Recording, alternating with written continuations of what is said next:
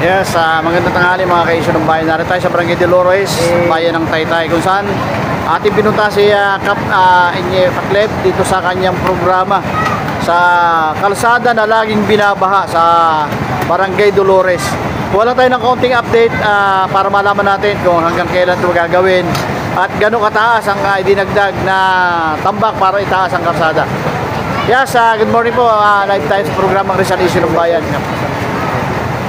Kap, mga ilang gano'ng kataas ang itinaas itong kalsada sa Barangay Dolores sa may Mainin para yung maibsan ng baha?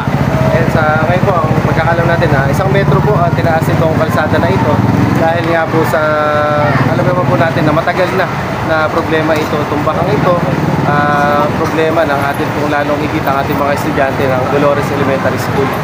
And kadugtong nung pagtaas po ng kalsada, inayos na rin po yung drainage system.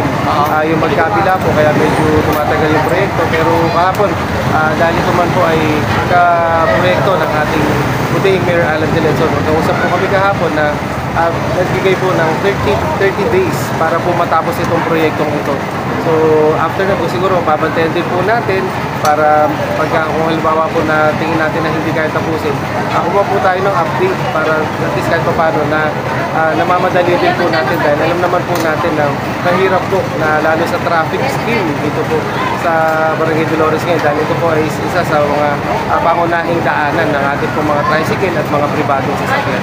Mga ilang taon na po nakatiwang ito at ilang taon na pong binabaha itong kalsadang ito? Simula pa po, alam mo, bata pa kayo.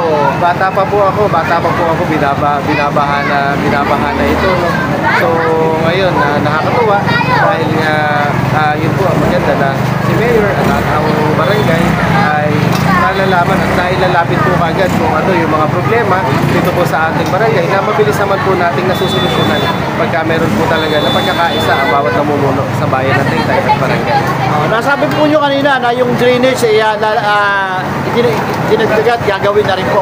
Yes, paano po yung sinasabing malaking ilog dito sa may tulay? Ano po ang gagawin natin dito? Kasi mukhang mataas na po yung lablab at saka nasakop na po yata ng mga residente. Paano po gagawin nyo rin? Sa ngayon po, continuous naman po yung ating clean-up drive sa mga sapa po. Sinusubukan na rin po natin itong palalimin kasabay ng pag-akyat ng pagtaas ng mga kalsada at pag-aayos ng drainage. Dahil pag naayos po natin ito, kung hindi po natin lalaliman ang mga sapa,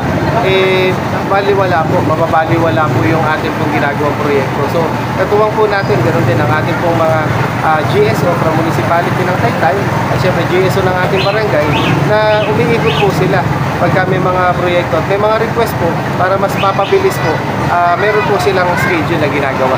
Paano po yung tulay na mga nag-ugnay doon sa mga may bahay doon sa kabilang? Paano po gagawin nyo rito? Mukhang concrete na po yun.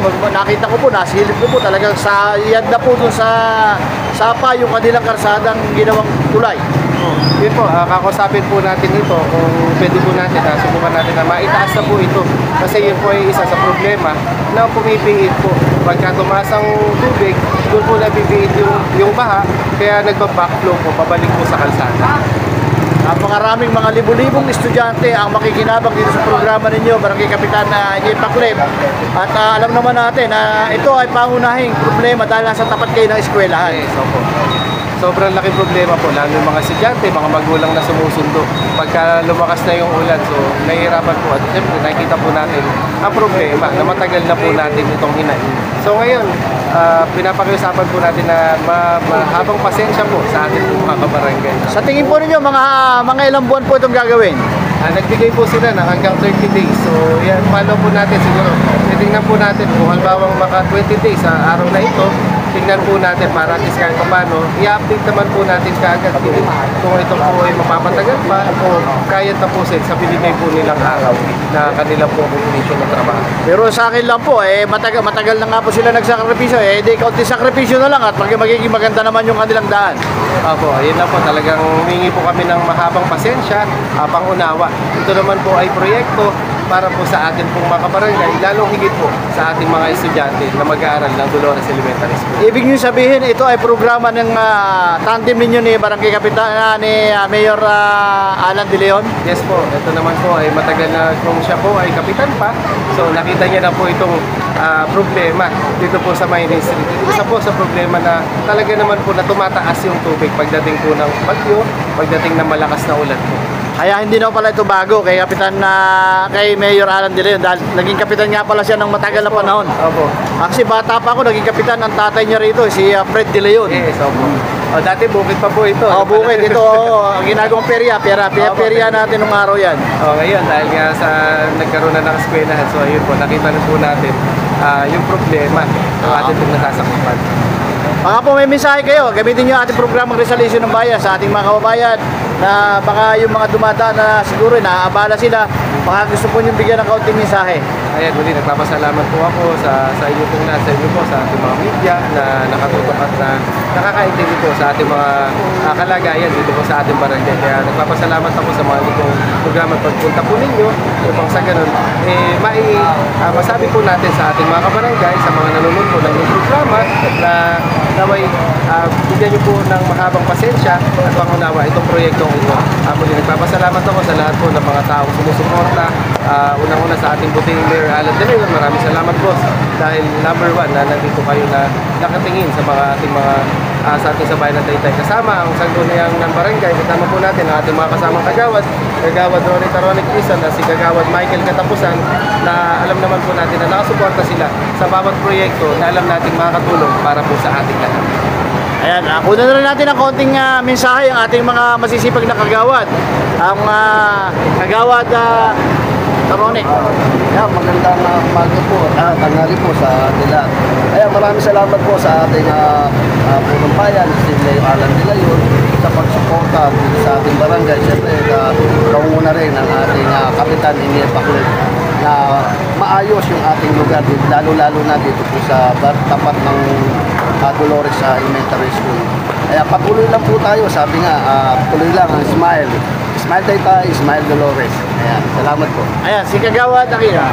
Ayan, magandang tanghali po sa inyo. At ayan, sinabi naman po ng ating punong barangay na humihingi po ang ating pamahalaan ng Barangay Dolores na pangunawa sa dahil ang ginagawa po dito sa kahabaan ng Maynila sa tapat ng Barangay Dolores Elementary School. So, ayun na, para nga po sa ating mga kabarangay, itong inaayos. Ano? So, lalo na sa mga nagta-tricycle driver, konting pangunawa lang po, lalo na umiikot ang ng Siballe tsaka ng Nabal. So, konting pangunawa lang po. At syempre, papasalamat din po kami sa ating buting Mayor Alan De Leon dahil sa pagsuporta po sa ating dito sa Barangay Dolores. Syempre, sa ating po ng barangay, kapitan ninyo. Sa inyo po, tuloy-tuloy po ang pag-servisyo ng Smile Taytay at ng Smile Dolores po. Maraming salamat po. Ayan mga kaibigan bayan, ang napakasisipag na ating mga gagaling lang nila sa kanilang medical mission sa apply ng Dolores. Kaya nabala po natin si Kap, napakarami po tao naghihintay sa kanyang tanggapan. Kap, maraming salamat at mabuhay po kayo. At pagpatuloy ang serbisyong nararamdaman at serbisyong mahingiti sa bayan ng Taytay. Maraming salamat, Kuya. Salamat po. Ayan mga kaibigan bayan, nakitang-kita naman natin. Ayan po. Yan po ang proyekto dito sa Barangay Dolores kung saan ito mga kaibigan ng bayan na talaga naman puspusan ang paggawa at napakaraming mga estudyante ang makikinabang dito mga kaibigan ng bayan. Nakita naman natin ayan po. At kasalukuyan po ngayon hinuhukay. Ayan. Hinuhukay po. Ongoing project po yan mga kaibigan ng bayan. Kaya medyo na antada sa dami ng mga estudyante. Sapat po na eskwelahan ito mga kaibigan ng bayan. Kaya napakadaming nagpapasalamat dito sa programa ng ating barangay kapitan na Inier Baklet dito nga sa kanilang mga ginawang programa na ito mga kaibigan ng bayan. Ayan mga kaibigan ng bayan, ano? At nakita naman natin ang talaga namang pagsasakripisyo ng barangay kapitan dito nga na para maibisan ang problema dito sa nasabing lugar ng Maynila Street sa baha na kanilang nararanasan matagal na panahon mga kaibigan ng bayan. Ayan mga kaibigan ng bayan, maraming salamat at yun nga po, humingi sila ng paumanhin sa mga naabala, naantala sa ganitong sistema ng Katulad po dito, napakataas po mga kaisyon ng bayan. Ang taas po ng, sobrang taas po ng dinagdag dito. Ayan.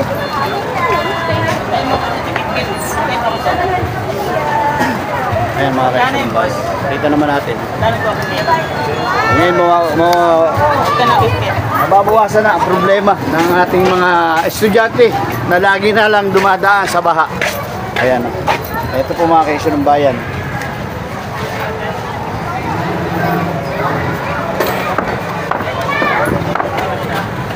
Ayan, maraming salamat mga kaisyon ng bayan. Lahat ng mantabay sa ating programang Rizal, Isyu ng Bayan, ang inyong naging Mr. Jerry Uno, ang Mr. Romantico.